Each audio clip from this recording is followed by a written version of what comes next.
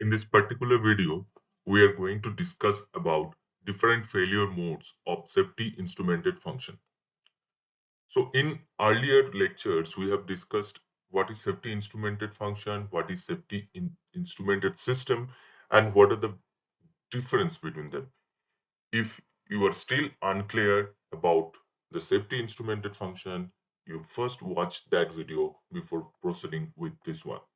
So failure modes basically means what are the different ways safety instrumented function can fail. And this has been explained in this particular video with practical examples. So let's dive into it. So failure modes of a safety instrumented function mainly divided into two categories. One is safe failure and another is dangerous failure. Safe failure is a failure that causes the device to go into the safe state, and dangerous failure is a failure that prevents the device to respond to a potential dangerous situation.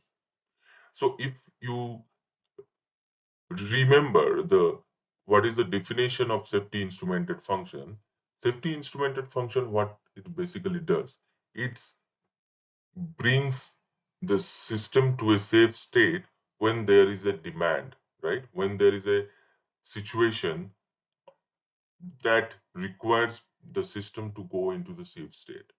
It may be high pressure, it may be high temperature, it may be something else. So whenever that scenario or that demand occur, the system should go into the safe state. How the system will go to the safe state? Maybe powering down the system, turning off the motors, closing the valves, all these things. When that demand is there, demand is there, demand is available, but the SIF is unable to perform, that is the dangerous failure situation. On the other hand, when there is no demand, but SIF is performing, then it is a safe failure. When it happens, suppose there is a loose connection, right? Or due to the inherent diagnostic of the instrumentation systems. So the system goes into the safe state, the valve closes, the motor stops, but there was no demand, there was no high pressure, high temperature situation, right? So both of the failures are actually critical, because the safe failure, what happens with the safe failure is your production, you are losing out the production, right? There is a production loss. So there is a financial loss associated with the safe failure.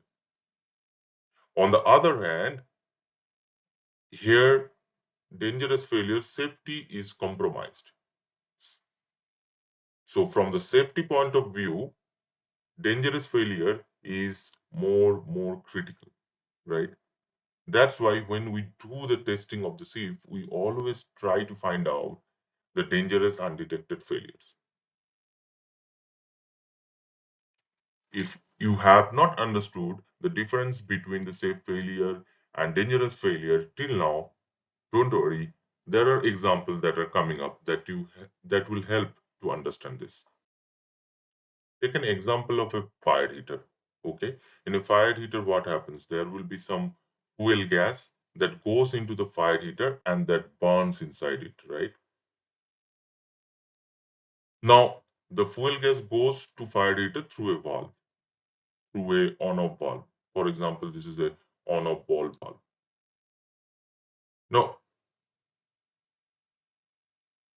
consider a situation where there is a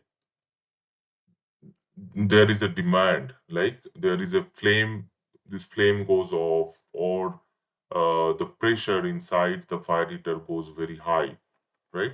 There is a high pressure. So what will happen? The 6 or the PLC will command the valve to close.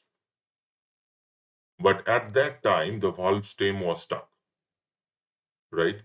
And the valve could not close. So what will happen? The fuel will continue to go inside the fire heater. The fuel, there is already a high pressure. and fuel is going more and more combustion will take place and pressure will rise more and more, and that will cause a dangerous situation. It may blast. So this is a dangerous failure. So valve stem stuck is a dangerous failure.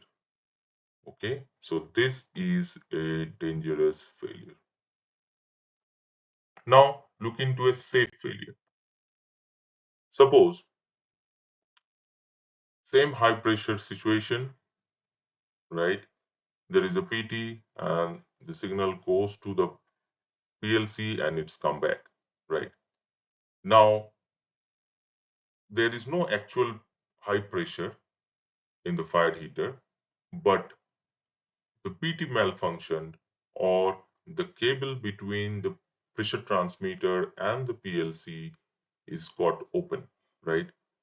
So as all these connections are fail-safe connection, the PLC will see that PT is bad, and then to fail safe, it will command the valve, right?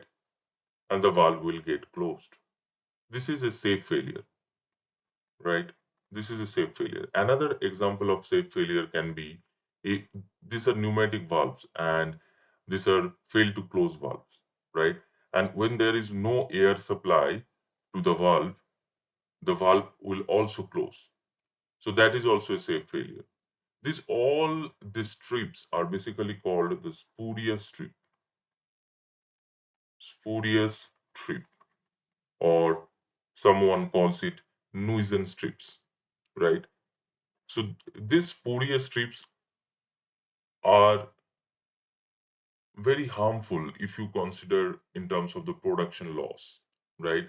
If there is a loose connection or repeated problem from the instrumentation loop, valve get closed repeatedly, so there is a reliability issue, and your production loss will happen, right? So this is the time when maybe you need to think whether you need to design the system with more redundancy or not. So hope you have understood the difference between the safe failure and the dangerous failure of a safety instrumented function.